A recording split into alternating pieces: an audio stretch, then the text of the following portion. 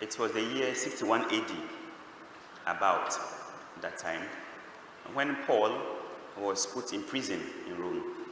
So he was in Rome in prison. But when he was in prison, one day he had a lovely visitor, and before the visitor left him, he gave him a present. We don't actually know what was the content of that gift, that present, but the man told Paul that his people, his friends in Philippi, had sent him with that gift. Paul could look back at the years he ministered to the Philippians, and he loved it when he was with them, because they were a lovely community, always cheerful, yet hardworking, and yet life was difficult, yes, but it was always cheerful, So Paul wrote a letter to them to thank them, number one, but to make them more happy, joyous, cheerful. Today, it has come to us as a letter to the Philippians. We have read just the concluding episode of that letter in the second reading. So he wrote to them, these are friends, people he has seen before, he has worked with before, to ask them to be joyous always. You see, Pope Francis says that a Christian who is gloomy, or rather who is not happy, is not a Christian. You can't be a Christian and be sad. Kind of contradiction. A Christian, by definition, is a woman, is a man who is always joyful. So you can't be a Christian, my dear sisters, brothers, friends, and be sad. That's what Paul was telling them. So in this letter to the Philippians, chapter 4, was read to us, he gave them 8, I call them programs, to identify every day of their Christian life. That if we're a Christian, sit down once in a while, possibly at the end of every week, the end of every month, and examine yourself against these 8 programs of the Christian life. He says if you should program your minds with these 8 qualities, you should be happy every day, every time. Listen to them, 8 of them. He says, whatever is true.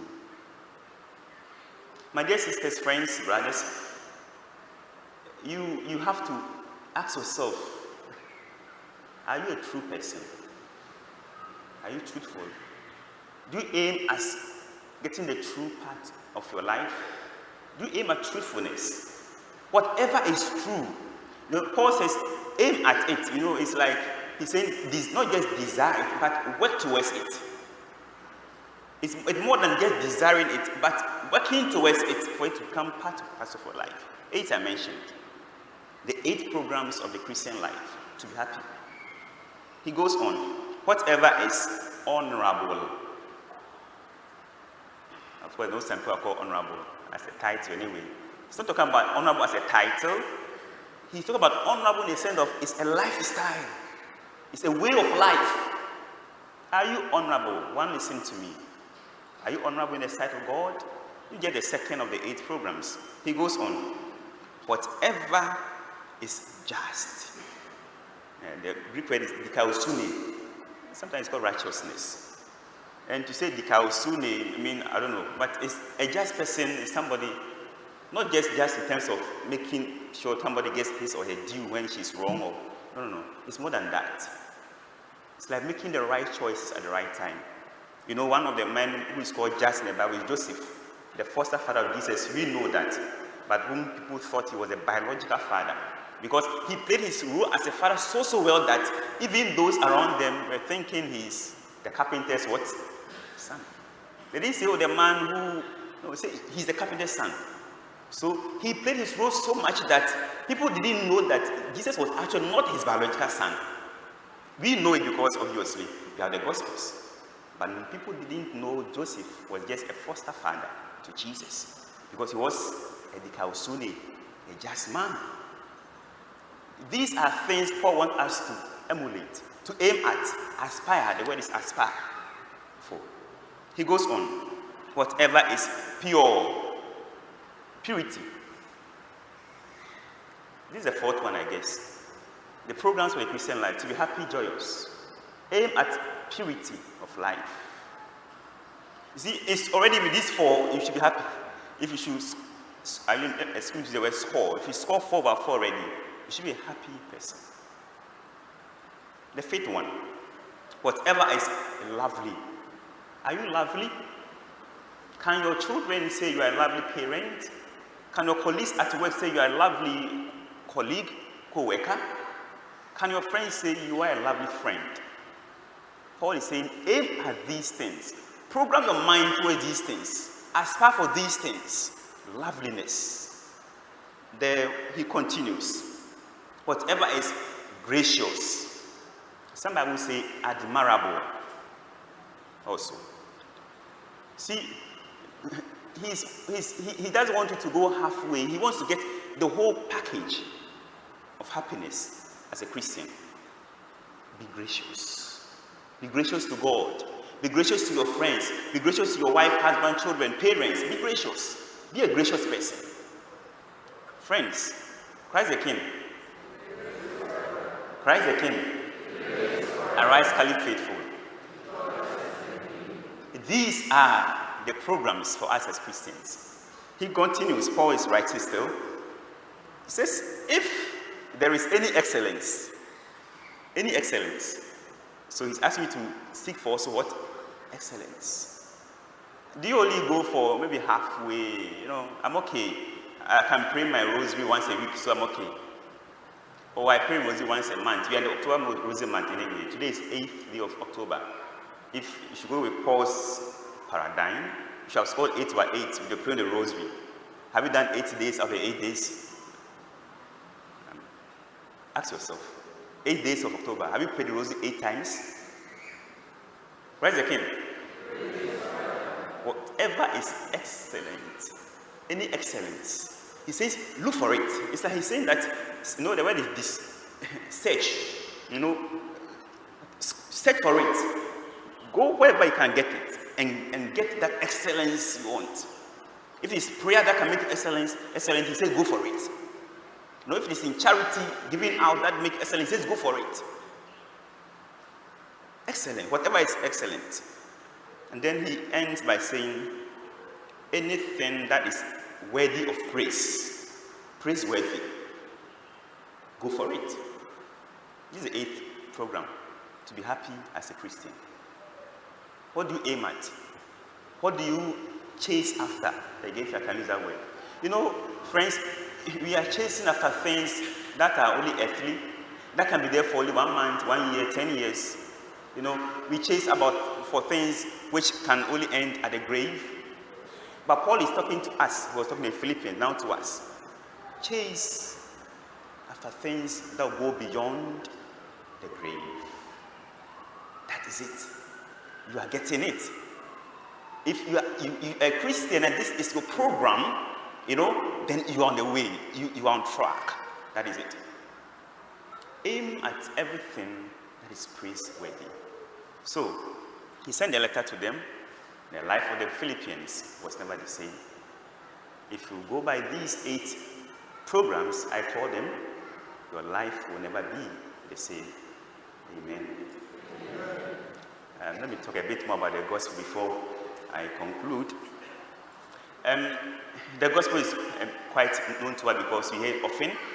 Jesus is giving the parable of the wicked servant, tenants.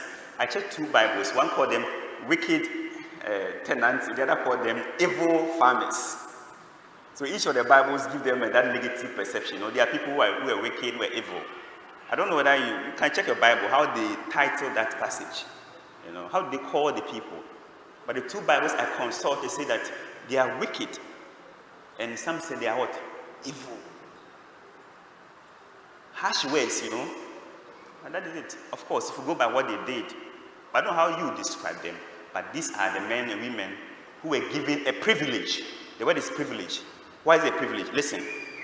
Jesus said that there was a landowner. We don't know who he is, because it's not that interesting. It's not that...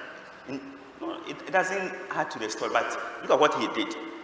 There was a landowner who planted a vineyard. He planted the vineyard himself.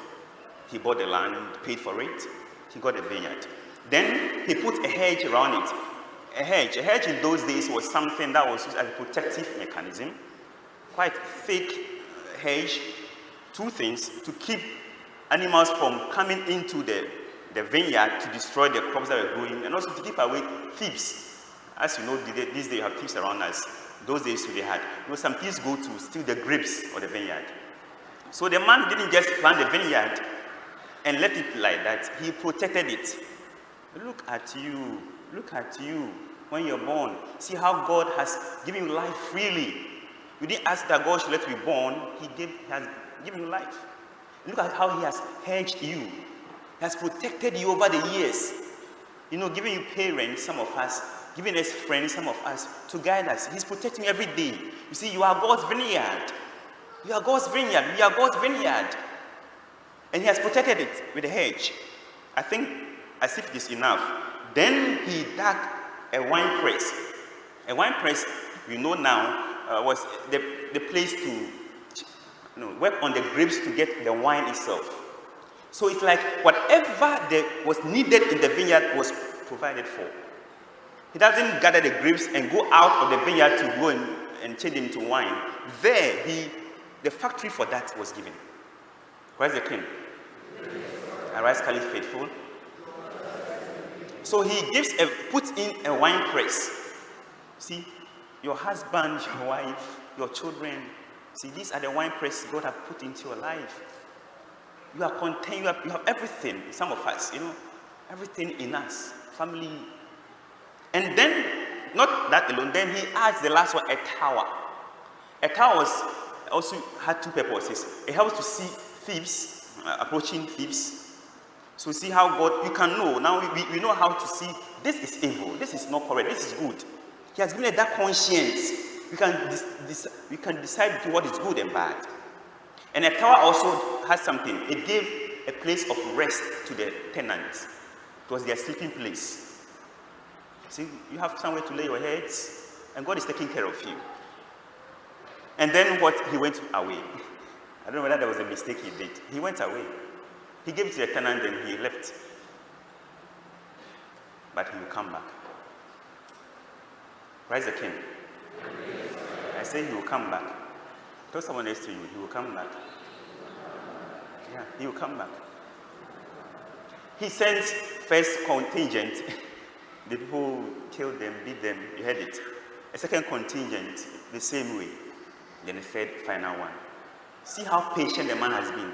Some of us at the first point, when someone makes a mistake, just the first mistake is finished. You are fired. He doesn't fire them at the first mistake. If God decided to fire us out of life, some of us have been long ago fired. Have been fired long ago. But he doesn't do that. A second chance he gives to them. Some of us, he should fire them. He didn't. A third chance. 3 means perfect, enough. And yet the people didn't. So he turned to ask them, what should be done to them? And the Pharisees, the scribes, the elders of the law, like us, being very judgmental, they say what? He should take it from them and put them to death. He should kill them and then give the vineyard to what? Other tenants. I'll end with this part of it. Giving the vineyard to other tenants.